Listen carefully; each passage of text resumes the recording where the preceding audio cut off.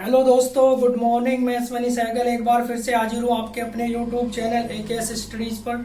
Dear student, आपको पता है कि हमने पिछली जो 3 वीडियो की हैं वो स्क्वायर की हैं मैथ में। जब से हम रीजनिंग को फिनिश करने के बाद मैथ शुरू किया है, रीजनिंग का फिनिश करने का मतलब केवल एक चैप्टर फिनिश किया है ना, कोडिंग और डिकोडिंग। अगर किसी को देखना है तो वो हमारे चैनल पर जाकर एकेएस स्टडीज से सर्च करके हमारी वहां पर रीजनिंग की कोडिंग डिकोडिंग की सारी वीडियोस आ जाएंगी, वहां से देख सकता है वो। ठीक है। और उससे पहले हमने जो मैथ के 4 चैप्टर किए थे, वर्क एंड टाइम, नलटंकी और प्रॉब्लम ऑन एजिस वगैरह, वो जितने भी हैं वो सारे वहां से कर सकते हैं। और अब हम जो स्क्वायर पढ़ रहे हैं, स्क्वायर का आज हम पार्ट 4 है। ये पार्ट 3 पार्ट में हमने ये डिस्कस किया है कि किस तरह से हम स्क्वायर्स करते हैं ना। आज हम बात करेंगे स्क्वायर रूट की, यानी कि अब तक हमने बात की थी केवल वर्ग की, अब का बात करेंगे वर्गमूल की। तो पहले आपको ये पता होना चाहिए केवल वर्ग क्या होता है और वर्गमूल क्या होता है, ये चीजें भी पता होनी जरूरी है। जिन स्टूडेंट्स को पता है वो बहुत अच्छी बात है, आप लोगों को पता है। ठीक है। लेकिन जिनको नहीं पता है उनकी जानकारी के लिए मैं एक बार बता देना चाहता हूँ कि जब मैं केवल वर्ग की बात करता हूँ स्क्वायर की, तो इसका मतलब होता है कोई एक संख्या है जैसे 5, तो उसके ऊपर जब हम ऐसे 2 घात लगा देते हैं तो वो उसका स्क्वायर हो जाता है। इसका मतलब होता है कि 5 की गुना हमने 2 बार की है। जब हम किसी संख्या की गुना 2 बार करते हैं उसी संख्या में, है ना, जैसे 5 गुना 5, यहाँ 15 गुना 15, तो वो उसका क्या हो जाता है, वर्ग हो जाता है। तो यहां से आपको पता चल गया कि किस तरीके से हम वर्ग निकालते हैं, हमने आपको बताया भी था। ठीक है, वो सारी चीजें याद रखनी है। तो इस तरह से आ गया। अब हम बात करेंगे स्क्वायर रूट की, यानी कि वर्गमूल की। तो वर्गमूल क्या होता है, जो आपके पास ये बचता है, अगर इसको मैं इस तरह से रूट लगा के ऐसे लिख देता हूं, उसका मतलब यहाँ पे 2 होता है, लेकिन वो हम दिखते नहीं है ना। जब 3 लगाते हैं तब हम बात करते हैं ना, 2 को हम दिखाते, मतलब 2 यहाँ पर हिडन रहता है। तो इस तरह से अगर मैं बात करूं इसकी, तो इसका जो आंसर होगा फिर वापस से क्या होगा, 15 होगा, क्योंकि जब इसका ये है, ठीक है ना, तो इसका क्या होगा, 15 होगा। तो ये मैंने आपको बताया भी है पहले थोड़ा।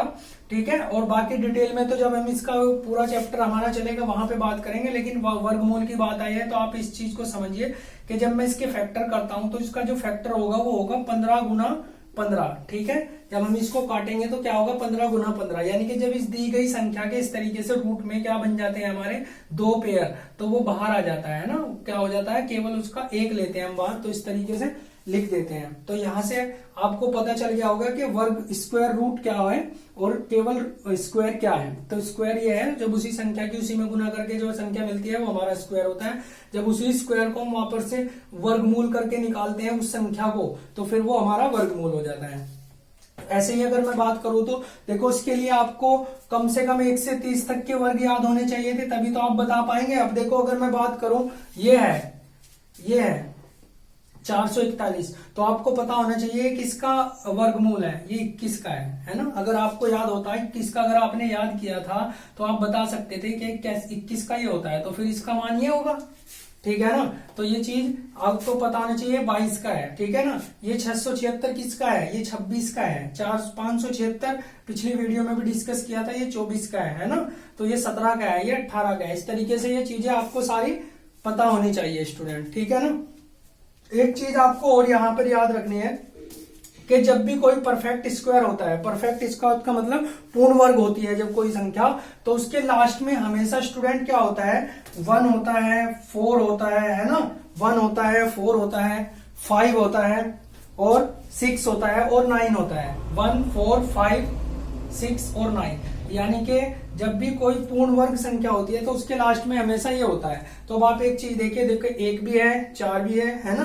5 वाला अगर मैं कहूँ 125, ठीक है, तो ये पूर्ण वर्ग जब ही तो होगी ना, जब इसका 5 है, ये 6 भी है ना, किसी में 9 भी है। देखो, इनके अलावा नहीं होता है ना। यानी कि अगर मैं बात करूं कि 2, 3, 7 और 8, 2, 3, 7 और 8, किसी भी संख्या के पीछे अगर 2, 3, 7, 8 है, इकाई अंक अगर उसका 2, 3, 7, 8 है, तो वह कभी पूर्ण वर्ग नहीं हो सकती। ये चीज आपको याद रखना है। परफेक्ट स्क्वायर आपका वो नहीं हो सकता। वो परफेक्ट स्क्वायर कब होगा, वो हमेशा जब ही होगा जब उसके पीछे 1, 4 इकाई अंक, 1 हो, 4 हो, 5 हो, 6 हो या 9 हो। ठीक है ना स्टूडेंट, ये चीज आपको सारी ये चीजें याद रखनी है।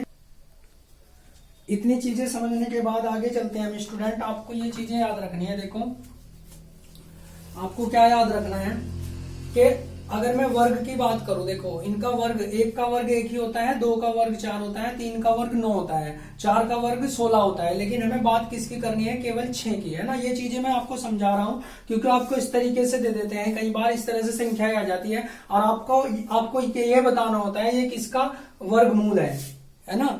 ठीक है, यानी कि इसका वर्गमूल निकालना है हमें, तो ये बताना होता है, इसका वर्गमूल निकालना है। या फिर ये पूछ लेता है कि ये किसका वर्ग है ना, ये किसका वर्ग है, यानी कि किसकी 2 बार गुना करके ये आया है, किसकी 2 बार गुना करके ये आया है, या फिर इसका वर्गमूल निकालो इस तरीके से। तो उसे निकालने के लिए आपको वर्ग का पता होना चाहिए पहले। तो देखो इकाई अंक बहुत महत्वपूर्ण होता है स्टूडेंट, है ना। मैंने बताया था आपको इकाई अंक बहुत महत्वपूर्ण होता है। तो आपको यहाँ क्या लेना है, 4 चौक 16 ना लेके 6 लिखते हैं हम केवल, है ना। 6 को याद रखते हैं, इसको 25 ना लिख के 5, इसको 36 ना लिख के, इसको 9, इसको केवल 4 और इसका 61। आपको अब तक पता चल चुका होगा। यानी कि जब मैं इसका वर्ग करूंगा तो इसमें लास्ट इकाई अंक क्या आएगा, 6। इसका करूंगा तो 5 आएगा, इसका आएगा तो 6 आएगा, इसका आएगा तो 9 आएगा, इसका 8 तो 4 आएगा, 9 9 81 तो 1 आएगा, 88 64 तो 4 आएगा। ये चीज आपको समझ आ गई। अब देखो 10 धाम 100 करेंगे तो इकाई अंक कितना आएगा, 0 आएगा। अब आप एक चीज समझना, हमेशा हम बात किसकी कर रहे हैं, वर्ग की। तो यहां से पीछे से 2 संख्याएं लेंगे ऐसे, यहां से भी 2 संख्याएं लेंगे, यहां से भी 2 संख्याएं लेंगे और यहां से भी 2 संख्याएं। तो अब हम ये देखते हैं ये इकाई अंक 6 ये कौन से वर्ग में आ सकता है। तो आपको पता है 4 चौक 16, या तो ये 4 में आ सकता है, या फिर 6 छंग 36, या फिर ये 6 में आ सकता है। यानी कि या तो ये 6 किसके वर्ग में आ सकता है, 4 के वर्ग में आ सकता है, या फिर ये 6 के में आ सकता है। यहां से देख सकते हैं और कहीं तो है नहीं, ठीक है ना, और कहीं तो 6 नहीं आएगा, या तो 4 के में आएगा या फिर 6 के में आएगा। तो लेकिन अब एक संख्या और बचती है। तो अब इस संख्या से नीचे का वर्ग देखो, ये 5 है, 5 से नीचे का कौन सा वर्ग होता है, 2 दूनी 4। देखो अगर मैं 3 तिया 9 करूंगा तो वो 5 से ज्यादा हो जाएगा, तो 2 दूनी 4। तो इसका मतलब यहां रख देंगे, दोनों के नीचे वाले को हमेशा यहां रख देंगे, जो इससे नीचे का वर्ग है वो हमेशा यहां रख। तो या तो ये 24 का है या ये 26 का है। अब कंफ्यूजन हो गया, ठीक है। तो लेकिन अब हम देखते हैं कि इससे अगले वाला कौन सा होगा, फिर इससे अगली संख्या कौन सी होगी, 3।